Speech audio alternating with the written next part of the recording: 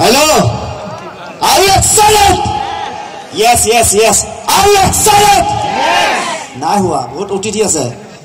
Are you excited?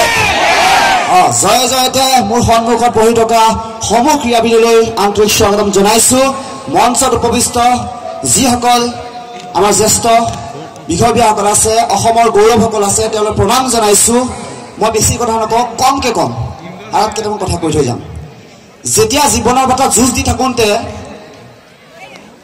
কিছুমানে ক'লে পাগল বুলি, আৰু কিছুমানে ক'লে ভিখাৰী বুলি, কিছুমানে ক'লে আলফা বুলি, কিছুমানে ক'লে চালফা বুলি, বিভিন্নভাৱে বিভূষিত কৰে। যেতিয়া মানুহ সফলতা নহয়, শুনিছে সকলে?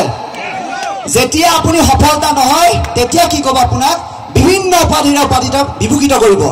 আৰু সেই একেখিনি মানুহে যেতিয়া আপুনি সফলতা পাব তেতিয়া আপোনাক দিব ফুলৰ গামোচা আৰু ফুলৰ থোপা। হ'লনে? এইখিনিতে কৈ থওঁ যে সেইকাৰণে এষাৰ বাক্যৰে সদায় অনুপ্ৰাণিত হ'ব। বুদ্ধদেৱৰ এষাৰ বাক্যৰে নিজে নিজৰ পোহৰ হোৱা। গতিকে ইয়াত পঢ়ি থকা প্ৰতিজন অসমীয়া সুদক্ষ ব্যক্তিলৈ মই এটাই প্ৰাৰ্থনা কৰিছো, যাতে নিজৰ আইক সন্মান কৰিবলৈ কোনেও নাপাহৰে। গতিকে আইৰ কাৰণে এটা জোৰকে এটা হাত চাপি মাৰক, নিজৰ আইৰ কাৰণে।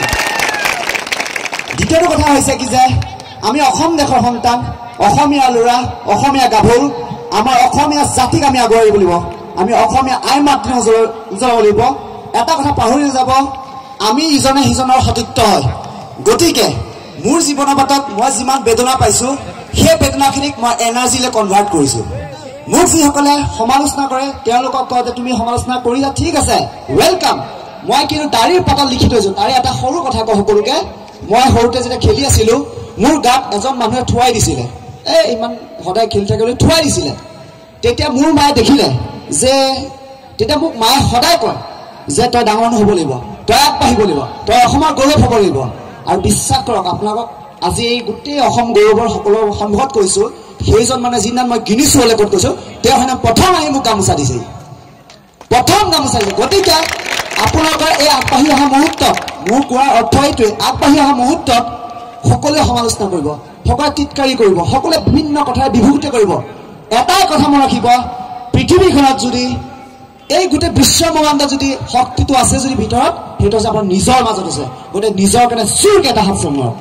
গতিকে সদায় শেষত মই যদি অসম দেশৰ সন্তান, অসমীয়া ল'ৰা, অসমীয়া জাতিক ভাল পাওঁ, অসমীয়া এটি গানৰ বাক্যৰে মই মোৰ বক্তব্য সামৰিম। আজি এটা বক্তব্য শেষ কৰিম, যাতে সকলোৱে বন্ধুসকল যিসকলে পঢ়ি আছে তাত সকলোৱে যাতে থিয় হৈ এবাৰ জয় এখন কয়। মোৰ অন্য একো অনুৰোধ নাই। যেতিয়া গামোচাখনক গছকি দিছিলে তেতিয়াও মই চেলেঞ্জ কৰিছিলোঁ।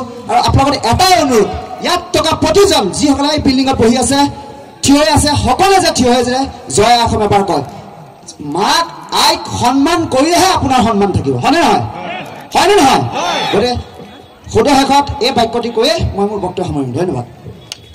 দহৰ বাবে মই আহিছোলাই মোৰ দেশৰ মাটিৰ গান গাবলে সদায় ভাৰতৰে পূৰ্ব দিশত সোণালী অসম আই গৌৰৱেৰে চিঞৰো মই। এবাৰ জোৰকে কওক, সকলোৱে উঠক, সকলোৱে উঠক এবাৰ। সেই বন্ধুসকল সকলোৱে উঠা। আজি যদি তই কেতিয়াও উঠিব নোৱাৰিবা, এতিয়া নুঠিলে কেতিয়াও উঠিব নোৱাৰিবা। নিজৰ আইৰ কাৰণে, নিজৰ জাতিৰ কাৰণে এবাৰ জোৰকে কওক, জয় অসম, জয় অসম। আৰু এবাৰ অন্তৰৰ পৰা এই অসম গৌৰৱৰ কাৰণে, নিজৰ কাৰণে, অসমীয়া আই মাতৃৰ কাৰণে এবাৰ জোৰকে কওক, জয় অসম।